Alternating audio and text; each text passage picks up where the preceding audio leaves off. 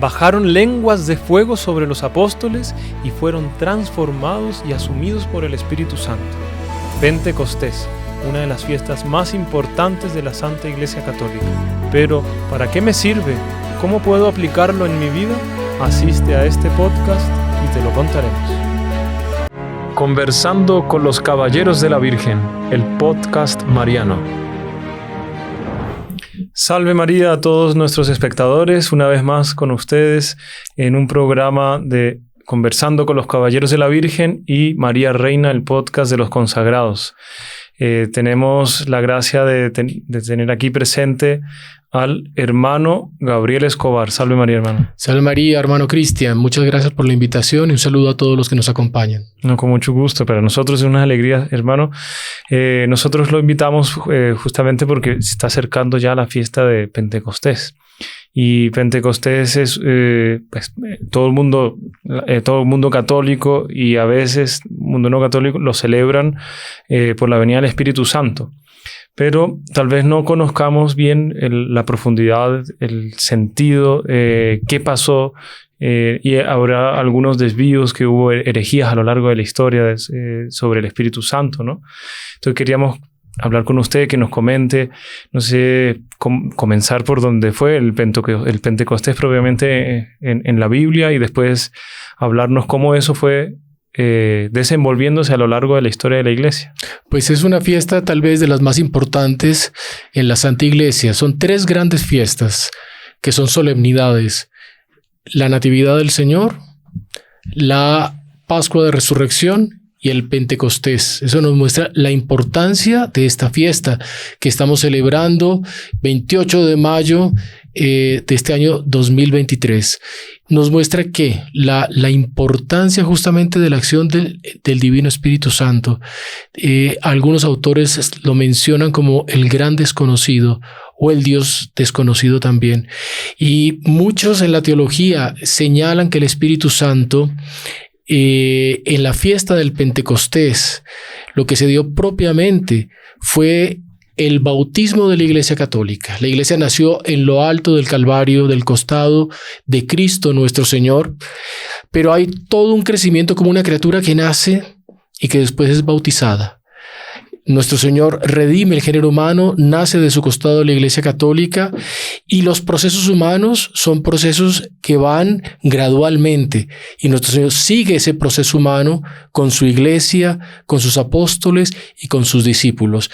Y encontramos en Hechos de los Apóstoles, en el capítulo 2 de Hechos de los Apóstoles, la narración propiamente de lo que sucedió ese día del Pentecostés. Están reunidos los apóstoles, los discípulos, las santas mujeres en torno de María Santísima, y nos da un primer punto muy importante: ¿qué hacer para que el Espíritu Santo venga a nuestra vida? ¿Qué es lo que debemos hacer?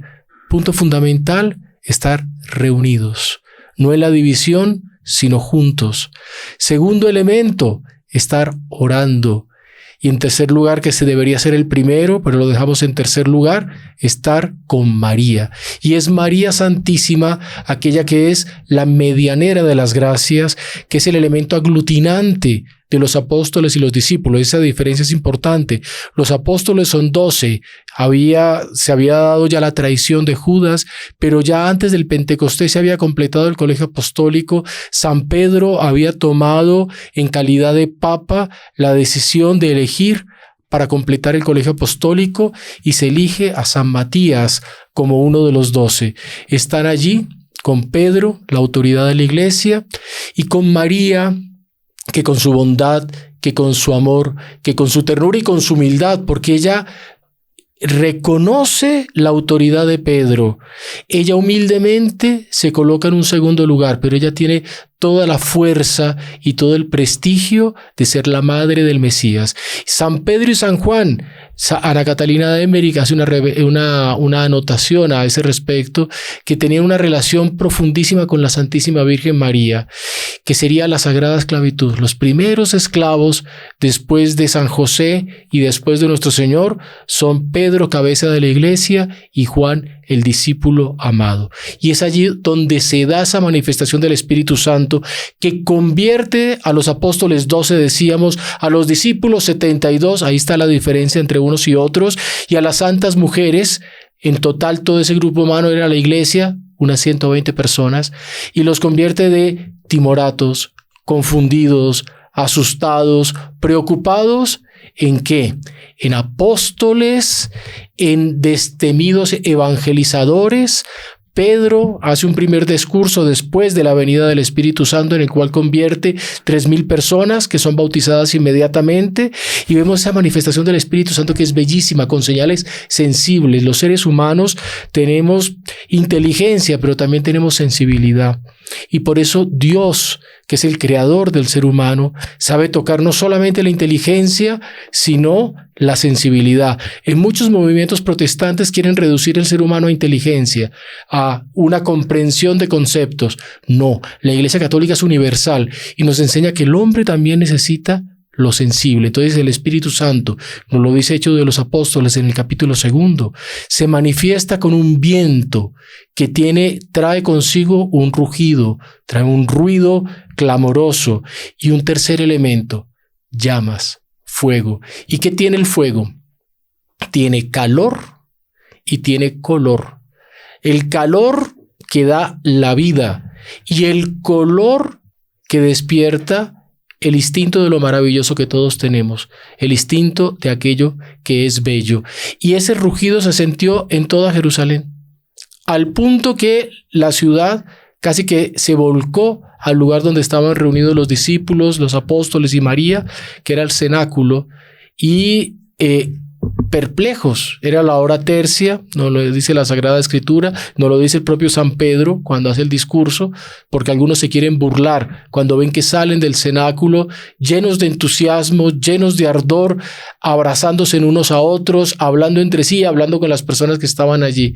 Entonces algunos se dan cuenta que hay algo especial, pero son enemigos de la iglesia naciente y quieren ridicularizar el arma del ridículo que el mal tantas veces quiso usar contra la iglesia. Dice, esto es lo que están cargados de mosto. Y Pedro responde, dice, a la hora tercia, o sea, a las 9 de la mañana, vamos a estar borrachos. ¿No es esto lo que veis, habitantes de Jerusalén? Y ahí viene un discurso bellísimo que da la conversión justamente de esa multitud. Entonces la consecuencia es muy bella, acción del Espíritu Santo convirtiendo a este grupo humano en verdaderos apóstoles y discípulos del Señor. ¿Y nuestro Señor en qué momento les transmite a ellos? Porque siempre era nuestro Señor que hablaba, que transmitía las enseñanzas. ¿En qué momento Él da a entender que iban a recibir el Espíritu Santo? Sí, nuestro Señor no solamente transmitía, porque nuestro Señor era también la verdad, o sea, es Dios. Tenemos que entender ahí la esencia justamente de la Trinidad. Está Dios Padre y la teología nos enseña que por lo que se llama apropiación, que es el término teológico específico, a cada una de las personas divinas, que son unas, son distintas, pero son iguales, pero son personas diferentes, pero son una sola inteligencia y son una sola voluntad. Nuestro Señor enseña como Dios, pero hay un punto muy bonito. La Sagrada Escritura, nos enseña la Iglesia, fue escrita por el Espíritu Santo. Es decir, el Espíritu Santo mueve a lo que se cataloga como agiógrafo, como escritor, a colocar por escrito aquellas verdades, aquellos acontecimientos, aquellos milagros, lo que sucede. Y es el Espíritu Santo. ¿Por qué el Espíritu Santo? Porque el Padre, por apropiación, decíamos hace un instante, le corresponde la creación del universo, de todo aquello que es creado, siendo que el Hijo y el Espíritu Santo también crean. Los tres crean, pero por apropiación es un papel del Padre. El Hijo, que también crea, redime. El Padre redime y el Espíritu Santo redime, pero por apropiación es una función, es un papel, lo que se llama ad extra, o sea, ad extra, fuera de la Trinidad, es el papel del Hijo, es el que redime. Y el Espíritu Santo es el que santifica. Por eso el Espíritu Santo es quien escribe la Escritura, porque la Escritura es para nosotros los hombres, para nosotros las criaturas que estamos en ese camino de conocimiento de Dios. El Espíritu Santo nos santifica, porque el conocimiento de Dios es para santificarnos, no solamente para conocerlo, sino sobre todo para amarlo. Entonces nuestro Señor enseña así, pero quien mueve a los autores sagrados a colocar y a plasmar aquello que el Señor enseña es el Espíritu Santo. Y por eso encontramos tan pocas referencias del Espíritu Santo en la Escritura, porque Él es humilde. Es una de las características y nos enseña Monseñor John Clark algo lindísimo.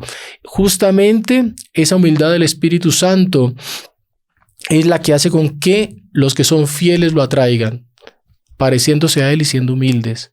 Y los que son orgullosos rechacen el Espíritu Santo, porque el Espíritu Santo es la humildad y Él rechaza el orgullo. ¿El orgullo qué es? El egoísmo. ¿El Espíritu Santo qué es? La caridad. Por excelencia es la caridad. ¿Y por qué? Porque adintra de la Trinidad Divina, hablamos adextra, que es el papel de ellos fuera de la Trinidad, adintra, en el interior de la Trinidad. El Padre se contempla, se conoce, y de ese conocimiento y de ese amor a lo que es su esencia, engendra una persona, que es el Hijo. Y el Hijo contempla al Padre, el Padre contempla al Hijo y se aman. Y ese amor es una fusión de amor, es una corriente de amor que es tan fructífera que de ella procede una tercera persona, que es el Espíritu Santo, y allí se encierra el misterio trinitario. No hay una cuarta persona de la Trinidad. Es un gran misterio de nuestra fe. El Espíritu Santo por esto es el amor. El Espíritu Santo es la caridad, y justamente por eso es el que santifica, porque es un acto de amor de Dios que se basta a sí mismo, pero que quiere comunicar a criaturas que Él mismo va a traer de la nada al mundo material y al mundo espiritual, los ángeles, va a comunicar la felicidad de Dios y la finalidad de todos nosotros, de los que están acompañándonos, de nosotros que estamos aquí conversando, es justamente participar de esa felicidad y participar de ese amor. Pero para llegar allí hay que pasar muchas tribulaciones para llegar al reino de los cielos. Entonces el Espíritu Santo es muy discreto a lo largo de la Escritura y se revela solamente en el Nuevo Testamento, y asimismo va gradualmente y con mucha discreción apareciendo y manifestándose. Sin embargo, si tomamos la Escritura, encontramos que en el Génesis, en el primer capítulo, en el primer versículo, ya hay una referencia al Espíritu. El Espíritu de Dios se cernía sobre las aguas. Cuando ya se configuran las aguas, comienza la creación, ya está el Espíritu de Dios que existió desde toda la eternidad, y ya levanta un pequeño velo al respecto de la existencia del Espíritu Santo, pero solamente se le da el nombre propio de Espíritu Santo muchísimo después. Solamente lo encontramos en los Salmos, es decir, en los libros sapienciales. En los libros sapienciales se le da el nombre de Espíritu Santo en el Salmo 50. El Salmo de David, el Salmo por excelencia, Salmo 50, por si alguien quiere verlo en la Escritura, 50 según la versión de la Vulgata, 51 en algunas traducciones modernas, como lo quieran encontrar. Miserere, el Salmo del yo pecador, del arrepentimiento, es el Salmo que el rey David, profeta David, compone después de su gran pecado con la muerte de su general Urías y su pecado de adulterio con Betsabé. Y él dice de una manera muy bella, él dice en el versículo 13 del Salmo 50, no me retires tu Santo Espíritu. Ya hace el anuncio de que el Espíritu Santo, el Espíritu de Dios es santo y es un nombre propio, y viene de una manera muy bella en un momento de arrepentimiento y de penitencia. Y encontramos algo que se encuentra con ese anuncio en los Salmos. Más adelante en la Escritura, en el Evangelio de San Juan, encontramos el Señor ya resurrecto, que ya había anunciado el Espíritu Santo, que se aparece a los 12, que están reunidos llenos de susto, que están con las puertas cerradas, que no saben qué hacer, y San Juan nos narra el hecho bellísimo que el Señor aparece en el medio de los apóstoles, diciendo, la paz esté con vosotros. Esa frase es la paz del Señor. La paz nos enseña Monseñor John Clark bellísimamente en su libro Lo inédito de los Evangelios, comentando la liturgia de la fiesta del Pentecostés. Esa es la misa de la víspera que propone el Evangelio de San Juan. él dice una cosa muy linda, dice, la paz propiamente es fruto del Espíritu Santo, porque la paz es un fruto de la caridad, es un fruto del amor. San Agustín enseña que la paz es la tranquilidad en el orden. Y Santo Tomás enseña que la paz es un fruto de la caridad. Y la caridad, dice Santo Tomás, justamente es un fruto ¿de qué? De la ordenación recta de las cosas. El amor ordena y ese amor que ordena produce la paz. Es un don, es un fruto del divino Espíritu Santo. Y nuestro Señor dice a renglón seguido, la paz esté con vosotros, y sopla, su aliento lo transmite a los que están allí reunidos y les anuncia, recibid el Espíritu Santo. Entonces vemos una cosa muy linda, que ese gradual de enseñarse el Espíritu Santo se convierte también en una gradualidad de recibir el Espíritu Santo, hasta que llega una plenitud en la fiesta del Pentecostés. Nuestro Señor dice, volvemos a San Juan capítulo 20, la paz esté con vosotros, sopla sobre ellos, recibid el Espíritu Santo. A los que perdonaseis los pecados les serán perdonados, a los que se los retuvieseis les serán retenidos. Así como en el Salmo 50, por un movimiento de la penitencia se anuncia el Espíritu Santo, nuestro Señor, con el llamado pleno al perdón y a la penitencia, al sacramento de la penitencia, anuncia el Espíritu Santo. El Espíritu Santo, por lo tanto, es perdón, es arrepentimiento, una palabra muy linda de la Sagrada Escritura, de la versión griega de la Escritura, la versión de los 70. El Espíritu Santo es el que conduce a la metanoia. Metanoia es un término griego que se van a preguntar muchos, algunos deben conocer, pero la palabra metamorfosis es del griego. Y recordemos aquí todos los que nos acompañan que el español, el 30% del español es griego. 30% es un porcentaje muy alto. Metanoia, metamorfosis, transformación, pero no cualquiera. Transformación radical, transformación a través muchas veces de la penitencia, transformación plenísima, hacerse tal vez lo contrario, es un giro de 180 grados en relación a lo que uno era antes. Esa relación del Espíritu Santo con nuestra transformación. Y ahí abrimos un pasito adelante de lo que estamos hablando. El Pentecostés fue la transformación de los apóstoles. Nosotros esperamos un nuevo Pentecostés para el mundo. Nos enseñaba el doctor Plinio Correa de Oliveira que la transformación del mundo, un mundo como el nuestro, solo se puede dar por la acción del Divino Espíritu Santo. Alguien podrá decir, pero un mundo tan pecador, un mundo que cayó tan bajo, un mundo que rechazó a Dios, un mundo así, no se lo merece.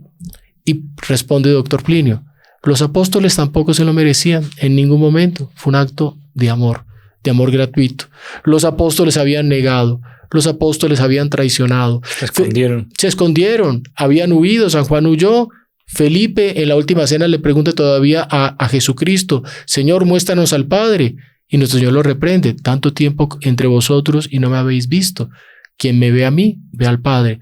No entendía, unos no entendían, unos dudaban, unos huían, otros traicionaban. ¿Se merecían algo? No. Sin embargo, estaba María. Y si estaba María, aunque fuese en torno a un círculo pequeño, eran pocos. Eran los 12, eran los 72.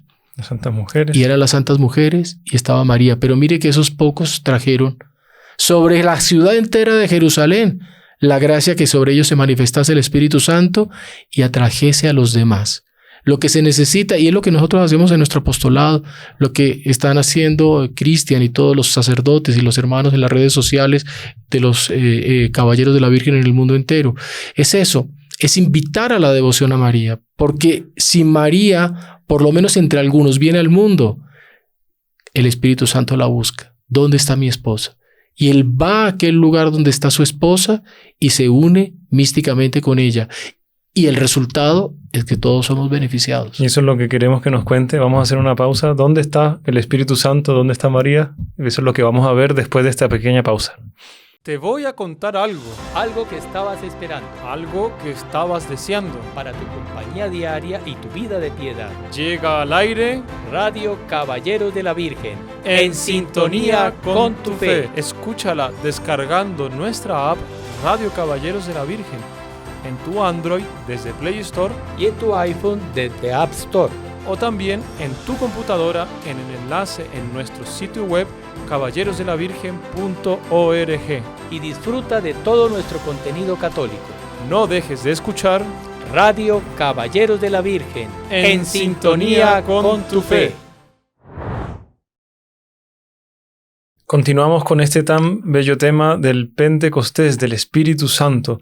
Hermano Gabriel, ¿qué significa Pentecostés propiamente tal? Porque hablamos de Pentecostés, lo relacionamos con el Espíritu Santo, pero ¿de dónde viene esa palabra? Pues es una palabra griega que habla de 50 días. 50 días después de.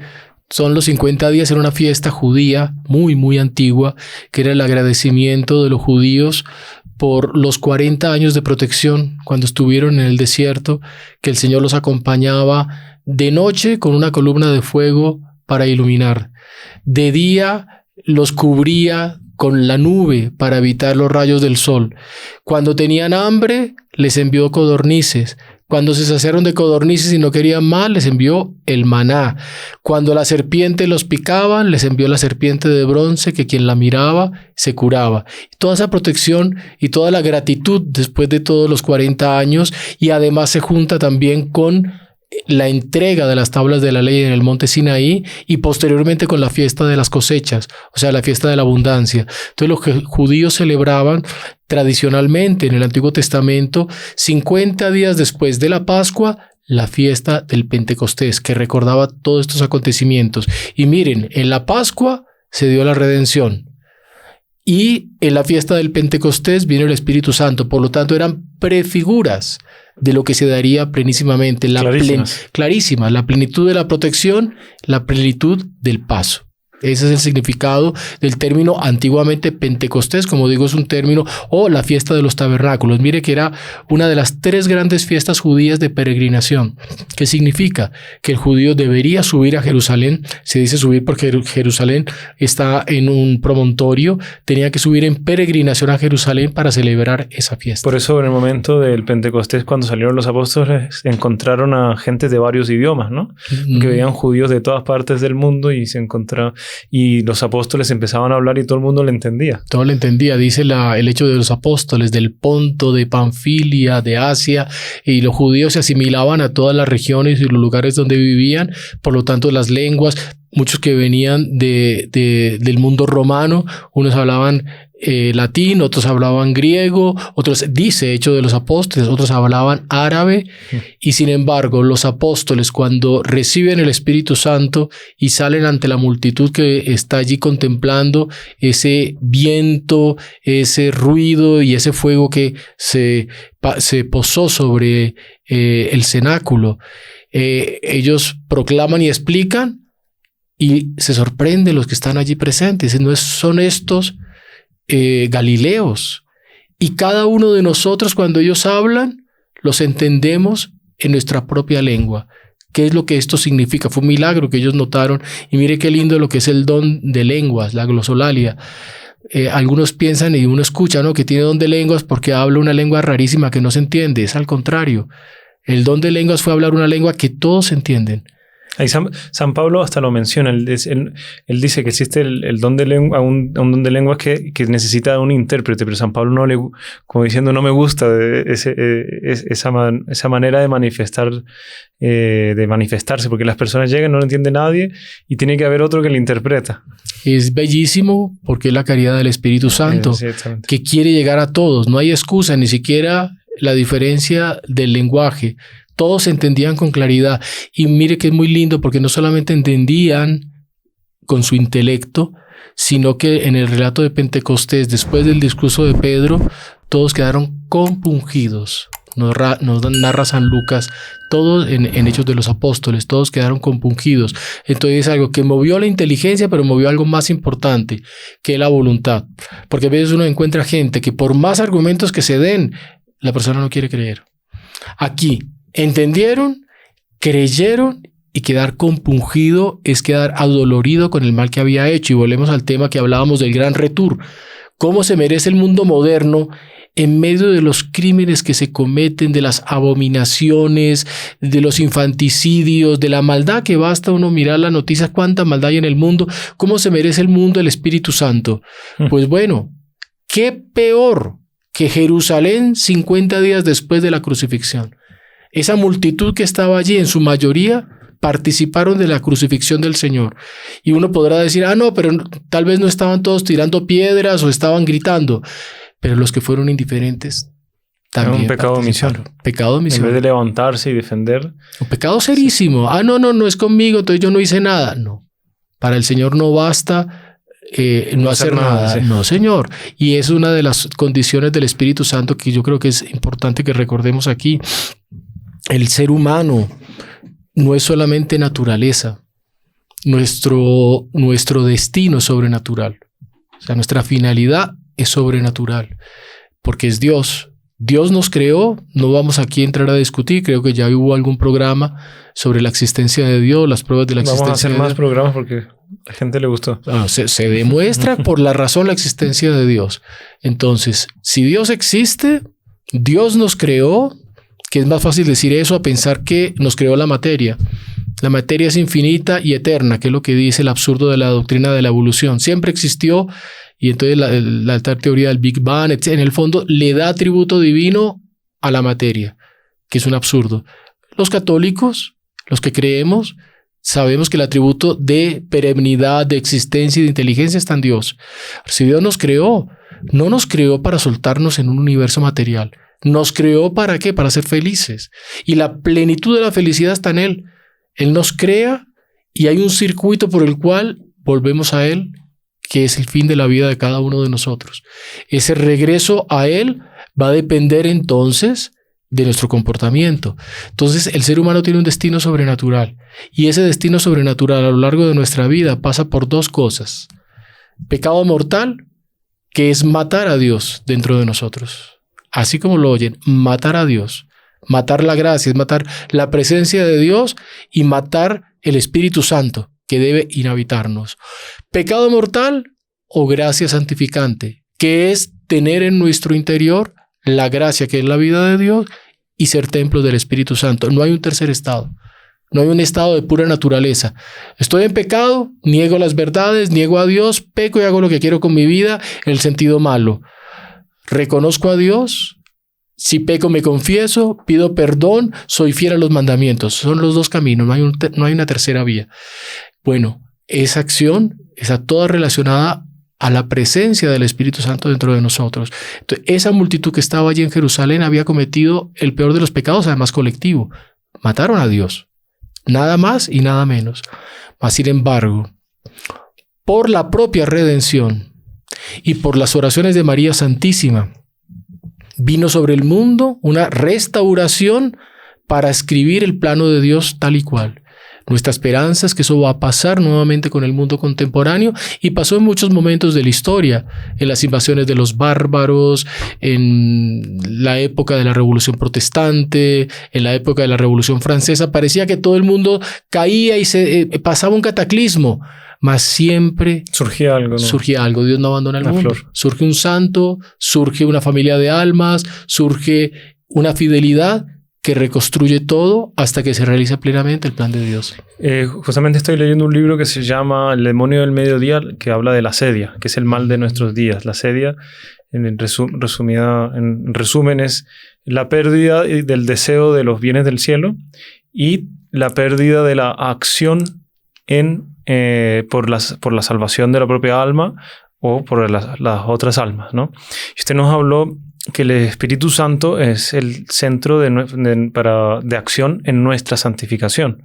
Ahora, como es el mal de nuestros días, una enfermedad grave, etcétera, valdría la pena definir un poquito cómo es esa acción del Espíritu Santo, cómo fue la acción del Espíritu Santo en la vida de nuestro Señor Jesucristo, cómo fue la acción del Espíritu Santo en la iglesia, en su magisterio, en su doctrina, etcétera, y ahí llegaron a la acción del Espíritu Santo en nosotros y cómo nosotros somos el reflejo del Espíritu Santo para otros, ¿no?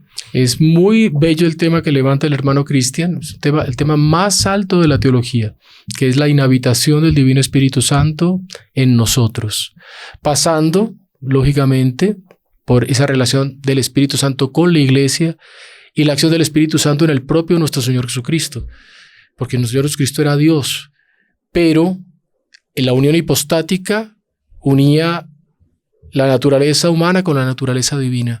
Los unía plenísimamente para que fuese un hombre Dios. Y en ese hombre Dios que tenía alma humana, cuerpo humano, y el cuerpo y el alma son el cuerpo y el alma de Dios, el Espíritu Santo actuó.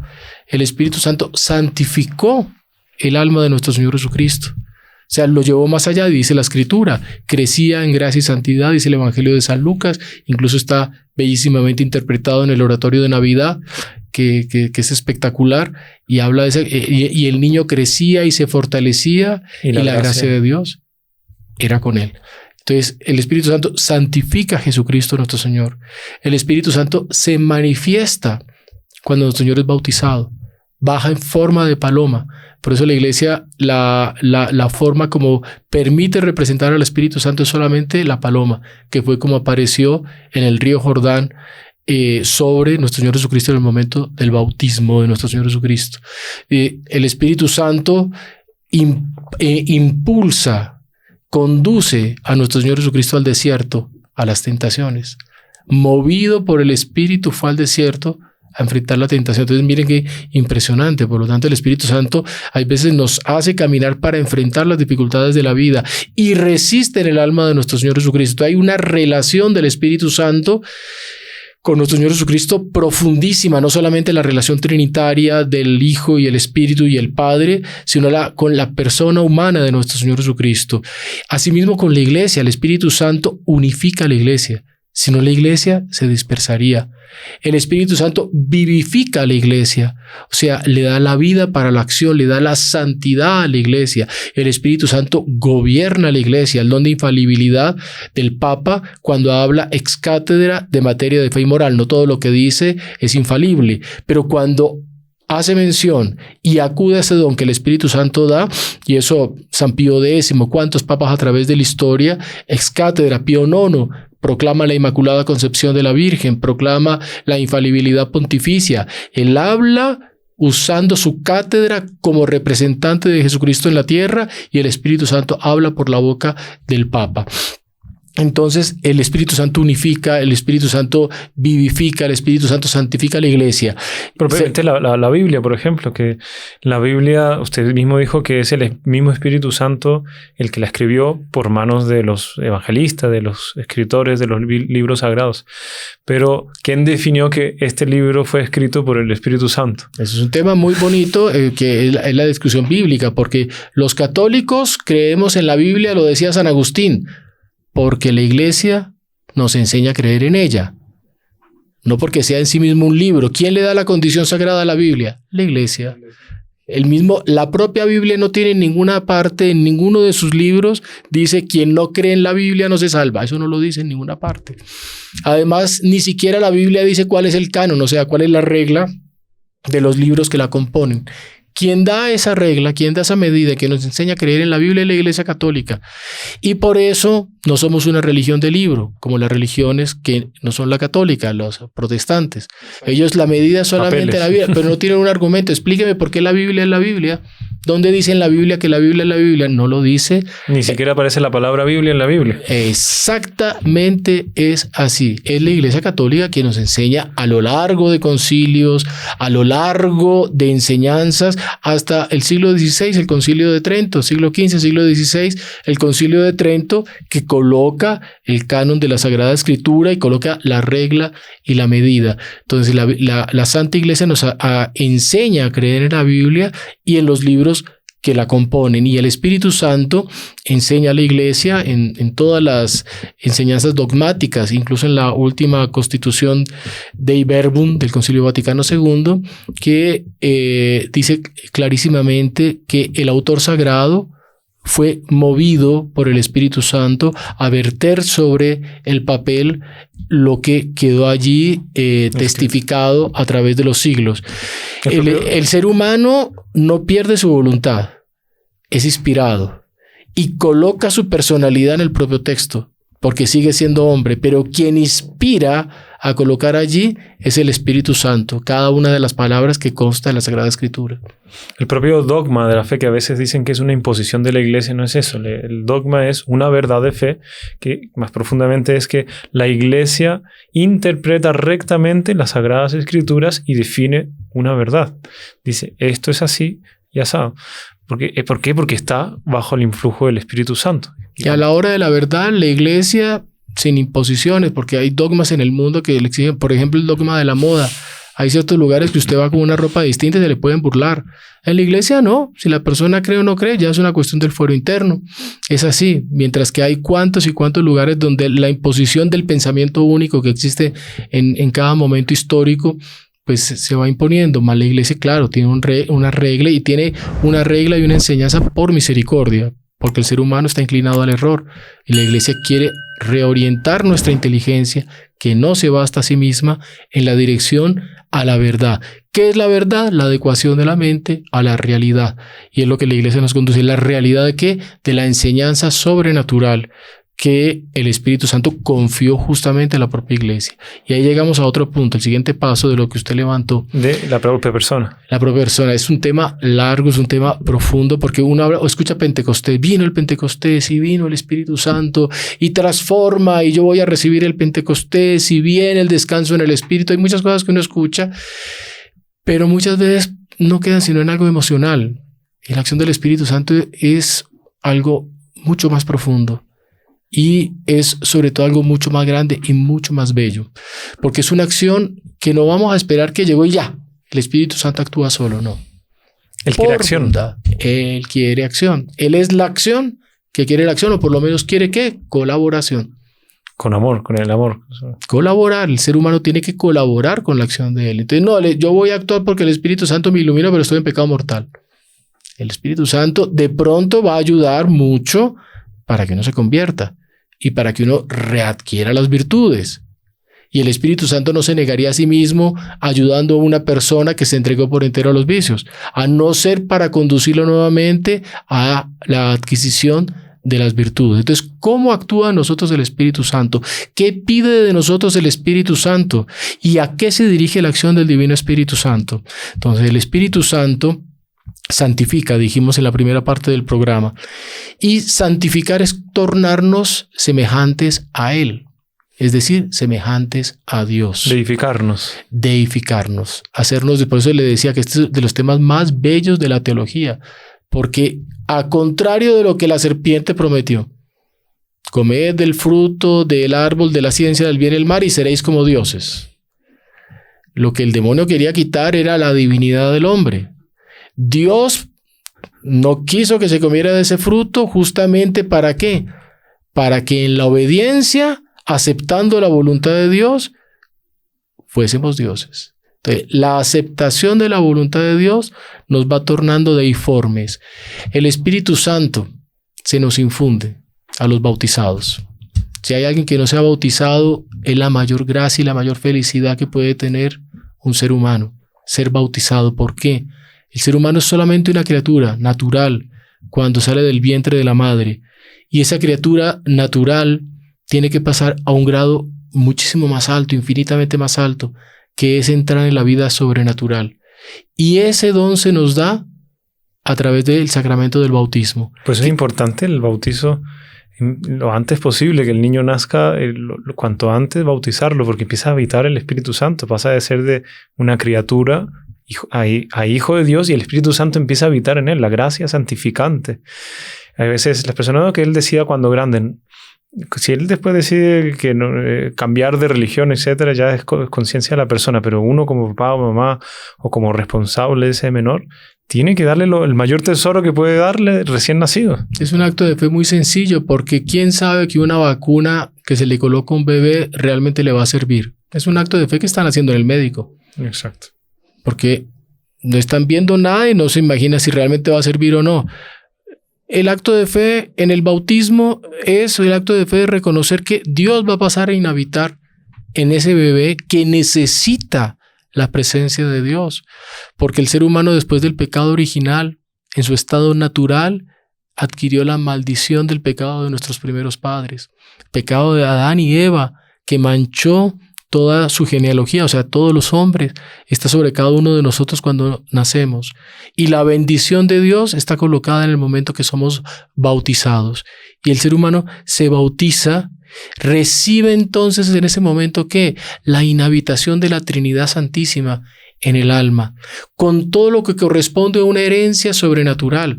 Una familia que adopta un niño le puede dar la fortuna si la tiene, le puede dar el apellido pomposo o sencillo que tenga, le puede dar una educación, le puede dar tantas cosas, pero hay una cosa que no le puede dar una familia, un niño que adopta: su propia vida. No tiene cómo. Agarrar su vida y colocarla en ese niño, cambiarle la sangre que tiene por la sangre de ese papá adoptivo, por la sangre de la mamá adoptiva, no puede de ninguna manera. Cuando somos bautizados, somos hijos adoptivos de Dios, sí, pero Dios nos infunde con la gracia santificante su propia vida. ¿Qué es la gracia santificante? Es una participación creada de la propia vida increada de Dios. Esa definición es muy importante, que la anoten. Si quieren devolver en el video, anótenla porque vamos a utilizarla mucho en muchos podcasts. Es así. La gracia santificante es una participación creada en la vida increada de Dios. Es un sabio que adopta un niño y es capaz, tiene una facultad angélica de transmitirle su inteligencia. Una persona que es un gran artista, es un gran pintor, adopta un niño y tiene la capacidad de transmitirle su talento. Eso solamente a través de una acción sobrenatural, y es lo que hace Dios. Todo lo que es Dios se le entrega a esa criatura, que somos los que estamos aquí y los que nos acompañan, que están bautizados. Y pasamos entonces a ser Dios con D minúscula. Alguien dirá, pero yo no he sentido eso en mí. Lo que pasa es que hay una serie de formas de crecer y de participar en esa vida. Lo primero que todo es no pecar. Primer punto es no matar con una acción distinta a lo que es ese Dios, aquello que Dios me dio, porque Dios se hiere, por ejemplo, con la mentira, Dios se hiere con la vulgaridad, Dios se hiere con la impureza, Dios se hiere con la indiferencia. Con la indiferencia. No, yo creo en Dios, yo soy de la Virgen, yo rezo, pero ¿para qué voy a ir a misa? No, es un pecado de omisión, no fue. Yo asisto por internet. No asisto por internet. Hay que tratar de ir a la iglesia, ¿no? Para recibir los beneficios. Entonces, primer punto es obedecer lo que Dios pide, que obedezcamos, que nos identifica con Él. El sentido de los mandamientos es que al hacerle caso a Dios, vamos conformando nuestra vida con la vida divina y la podemos ir incrementando. Mire que la Virgen se dice gracia plena, llena de gracia. Gracia plena en latín es mucho más lindo, porque algo que se llena es, bueno, se llena, pero plena es que no da más. Está en la plenitud, que fue yendo de plenitud en plenitud. En la encarnación del Verbo, ya el ángel le dijo gracia plena, pero en el Pentecostés aún todavía se aumentó. Y se aumentó a un auge tal que ya el cuerpo no la contenía. Y por eso es que la Santísima Virgen fue asunta al cielo, porque ya no daba más. ¿Por qué? Por la gracia. Y llegó a un auge pleno. Entonces, ¿cómo incrementar la gracia santificante? No pecando, dijimos primero que todo. Pero mire, cuando no se peca, se ejercen las virtudes. Entonces, si yo ejerzo las virtudes porque Dios me da el aparato sobrenatural de la vida, o sea, me da todas las condiciones de vida que Él mismo tiene, para actuar como Dios. Pero yo para actuar como Dios, ahí me encuentro con una complejidad muy grande. Y hay un ejemplo de Monseñor John Clapp muy lindo para entender eso. Usted imagínese que la persona va a emprender un viaje y quiere un viaje que siempre soñó y va a hacerlo en un avión que es un superavión. Y la persona le gusta la aviación, es el avión que siempre soñó. Y cuando llega al avión le dicen, señor, usted no va en la cabina, usted va a ir justamente ¿en dónde? En el lugar del piloto. Usted no va en cabina turista ni primera clase, no. Usted va propiamente al lado del piloto y el copiloto. Cierran la escotilla, usted quedó allí y no hay piloto ni no hay nadie. Usted va a ser el piloto. Eso es lo que pasa cuando nosotros somos bautizados, recibimos la gracia. Usted le puede encantar el asunto, pero usted está ante unos comandos que... No conoce. No conoce porque está empezando su vida y usted no sabe esto cómo funciona. La gente a veces dice, es que a mí no me enseñaron a ser papá, no me enseñaron a ser mamá, a mí no me enseñaron que en la vida... Claro, eso no lo enseña. ¿Quién nos lo va a enseñar? La vida. Y escuche cómo es que se aprende. Entonces se sienta allí y ¿qué hago? Entonces Dios, ¿qué le dice? Le enseña a través del catecismo, y lo primero es aprender catecismo, le enseña de que el aparato sobrenatural tiene hábitos operativos para actuar a la manera de Dios. Y esos hábitos operativos son comandos. Oiga, hábitos operativos. O sea, el hábito es lo contrario al vicio. El vicio es la repetición de un acto malo. El hábito bueno es la repetición de la acción buena. Operativo. Virtud. Es la virtud y los dones. Son las dos cosas. Y ya vamos a explicar la diferencia entre las dos cosas. Entre virtud y don. Entonces yo me siento en la cabina. Imagina el que le guste otro tipo de aviación, que lo sentaron en la cabina de un avión de combate. Está solito con el avión de combate, que debe ser más complicada la cabina que un avión comercial. O está en un cohete. Está usted a la luna. ¿Sí? A la luna. Y esa es la vida de todo ser humano. ¿Y ahorita qué? Entonces resulta que llega Dios nuestro Señor y a través de la doctrina de la iglesia le dicen, no se preocupe que yo le voy a explicar cómo es. Entonces existen los mandamientos. Entiende los mandamientos, entiende los vicios capitales, le explican también le explican lo que son los mandamientos de la iglesia, los 5 mandamientos de la iglesia, los 10 mandamientos del decálogo, existe el vicio capital, existen las virtudes, ya sabe, listo. Entonces vamos a empezar a manejar este avión. Coloque la mano sobre esta palanca, apriete este botón y se prende. Es el propio Dios quien nos va a ir indicando desde que le hagamos caso. Desde chiquiticos hagamos caso a lo que nos enseña nuestra mamá. Mi hijo, no sea desobediente. Mi hijo, ¿cómo va a actuar Dios? A través de causas segundas. Entonces usted está en el avión, Dios le está hablando, pero ¿quién es? Su catequista, su mamá, su papá, de pronto hasta su hermano, o de pronto hasta un vecino que le recrimina. Usted está muy chiquito para estar fumando. ¿Qué hace fumando? Y eso es Dios que le está corrigiendo cómo debe comandar esa nave que usted va a pilotear. De pronto usted es capaz de empezar, prendió los motores y el avión comenzó a carretear.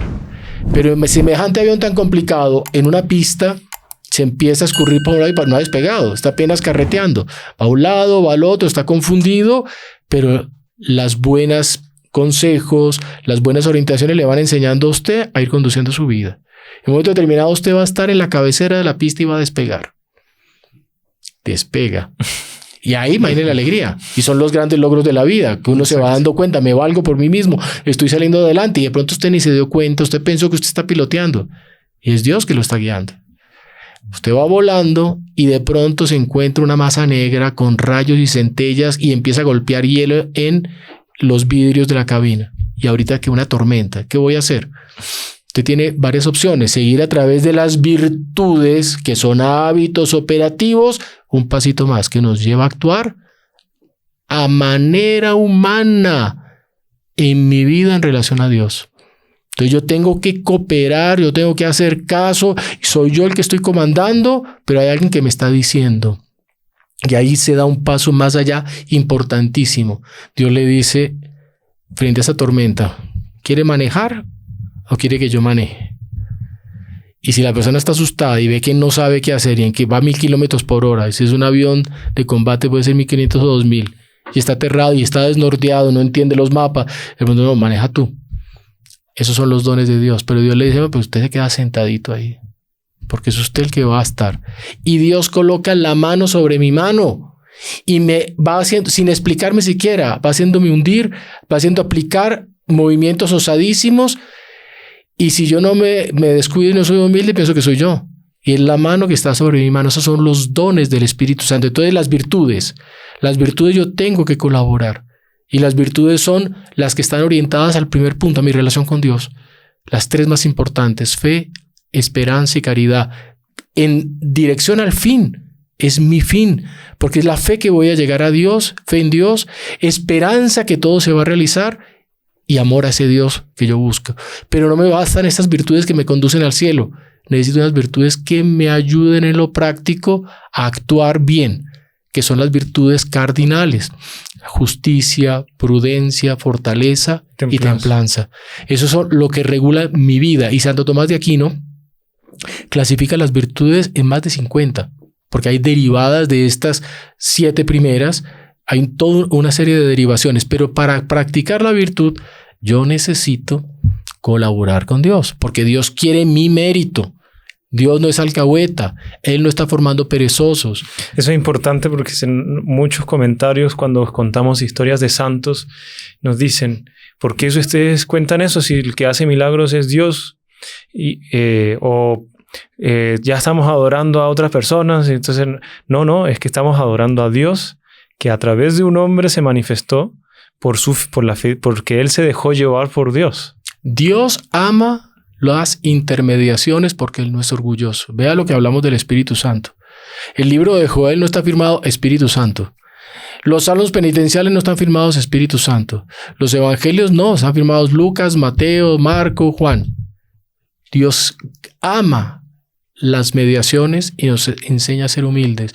Y sobre todo Dios ama aquellos que constituye como modelos para su tiempo, porque son otro Jesucristo para su época. San Ignacio de Loyola, San Francisco de Borja, San Francisco de Javier. San Francisco Javier le decía, mi dulce Dios en la tierra, porque para él era Dios y no estaba cometiendo nada malo. Es una mentalidad protestante pensar que Dios es un absoluto, que solamente con Él. No, está la mediación de la Virgen María, está la mediación del ángel de la guarda, está la mediación de aquel santo patrono que yo tengo. Le estoy rezando a San Antonio porque se me perdió un objeto y San Antonio me va a hacer el milagro. Por más que es Dios, que es el Espíritu Santo, pero las mediaciones dio San Miguel Arcángel. Dios quiere que sea así porque Dios crea toda una intermediación como la escala de Jacob, para quien tiene ese argumento.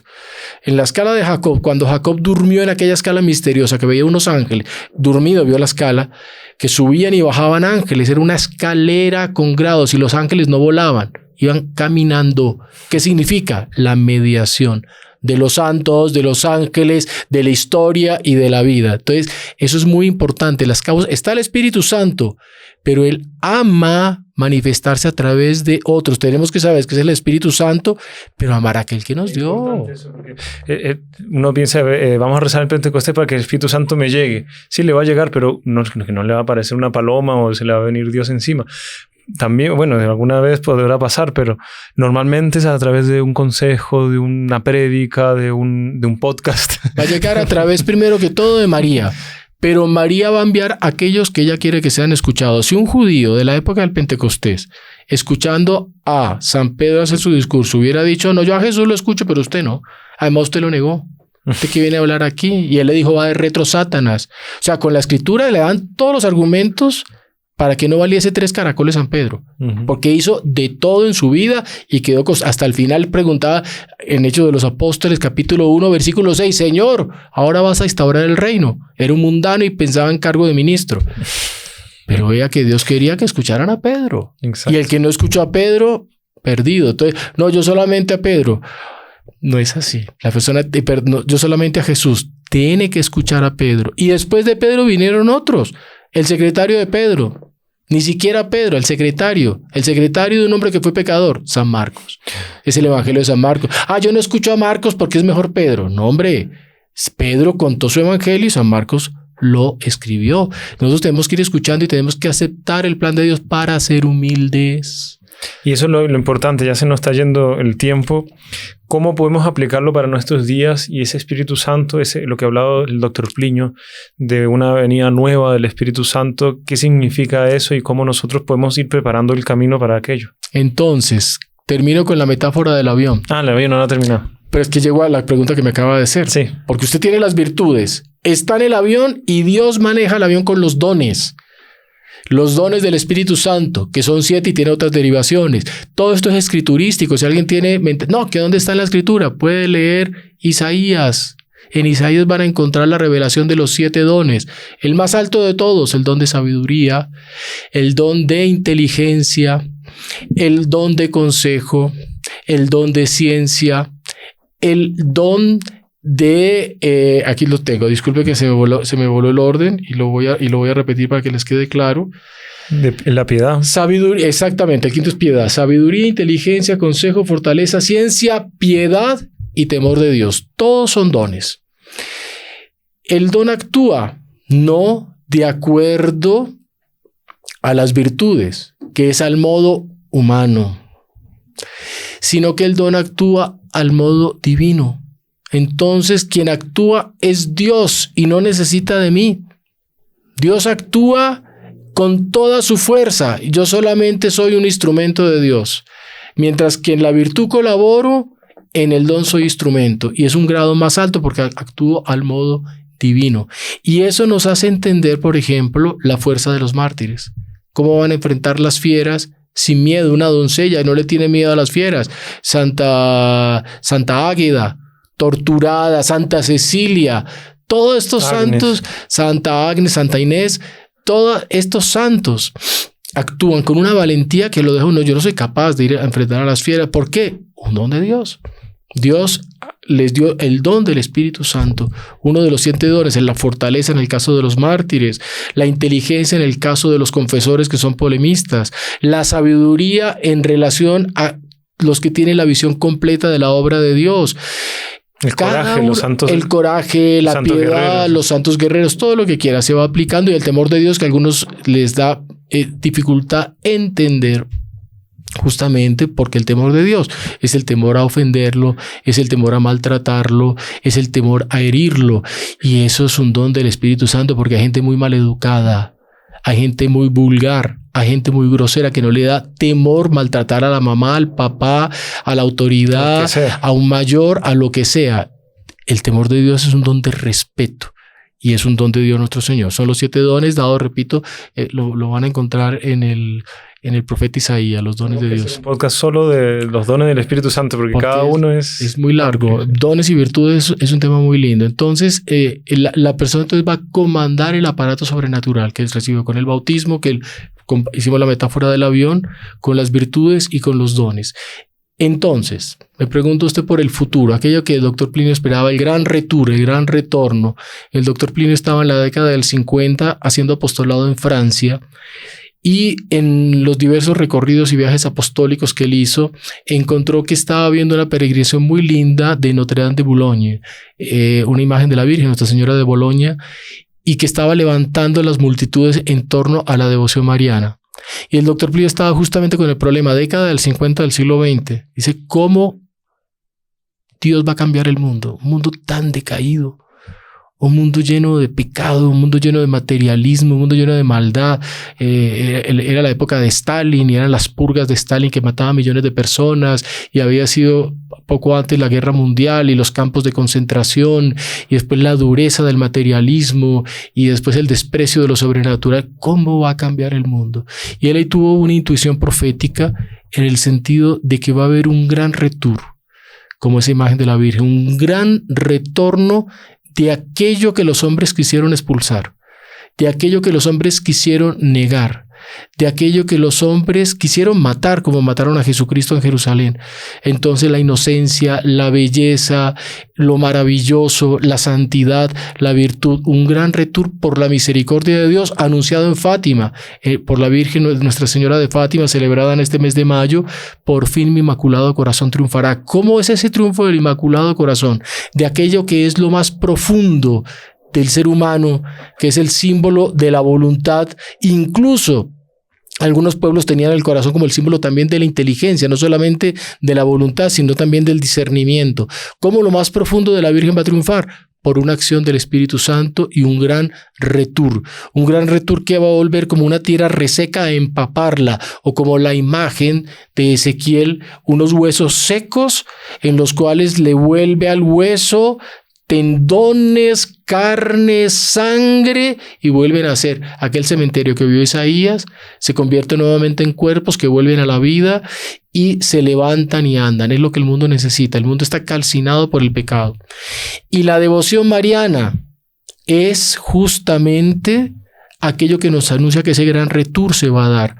Aquellos que son devotos de la Virgen tienen una señal de predestinación bellísima, es decir, una señal de promesa bellísima, porque el primer paso para ir a ese retorno, a la conversión, es amar a María Santísima. Pueden entender un poco más, yo creo que viendo el podcast que hicimos sobre la encarnación del Verbo. Voy a dejar el link aquí, que fue la revelación del Espíritu Santo con María. ¿Se acuerda que usted? Sí. Es exactamente, se desarrolla así. Entonces, eso es justamente el gran retur anunciado proféticamente, sobre todo por San Luis María Griñón de Montfort, aquel que concibió propiamente la consagración a la Virgen en su libro El Tratado de la Verdadera Devoción, que todos los consagrados seguramente ya estudiaron de una u otra manera con el Padre Manuel. Ese gran retur lo anuncia él cuando anuncia el reino de María y anuncia las 3 etapas de la historia.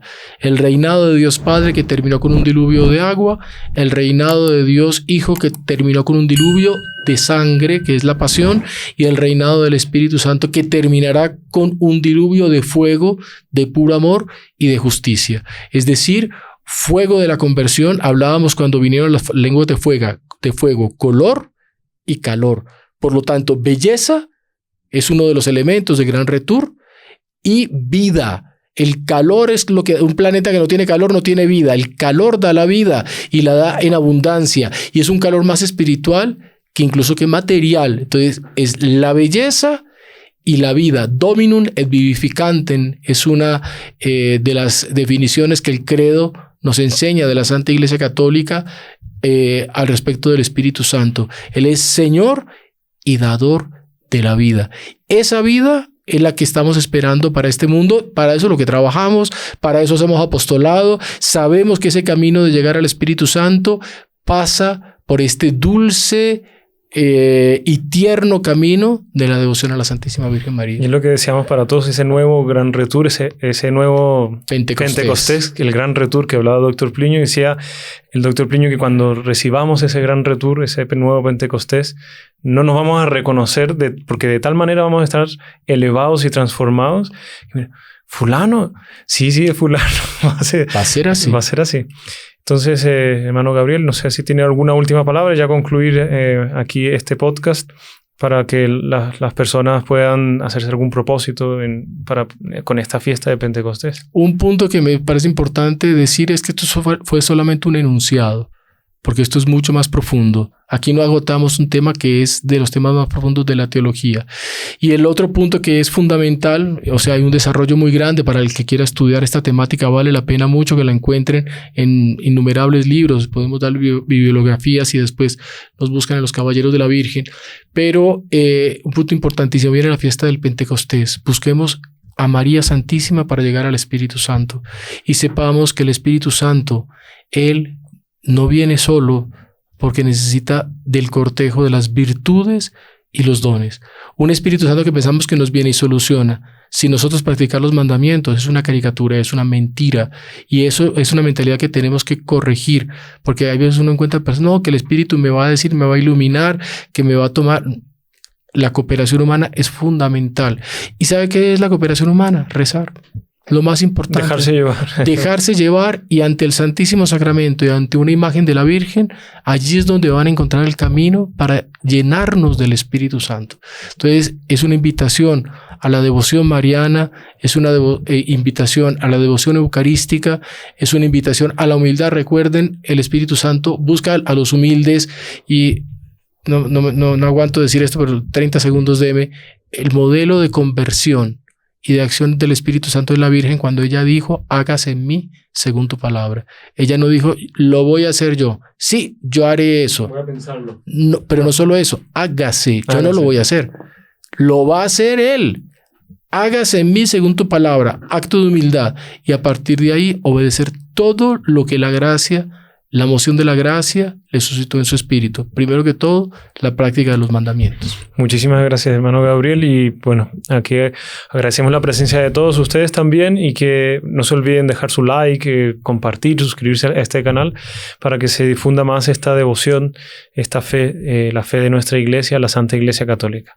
Sí, hermano, si usted podría rezar una Ave María por todos los espectadores, familias y para que venga ese nuevo Pentecostés sobre nosotros. Que el Espíritu Santo nos haga hijos de María. En nombre del Padre, del Hijo y del Espíritu Santo. Amén. Dios te salve María, llena eres de gracia, el Señor es contigo. Bendita tú eres entre todas las mujeres, bendito el fruto de tu vientre Jesús. Santa María, Madre de Dios, ruega por nosotros pecadores, ahora y en la hora de nuestra muerte. Amén. Divina Esposa del Espíritu Santo, ruega por nosotros. En nombre del Padre, del Hijo y del Espíritu Santo. Amén. Salve María. Salve María.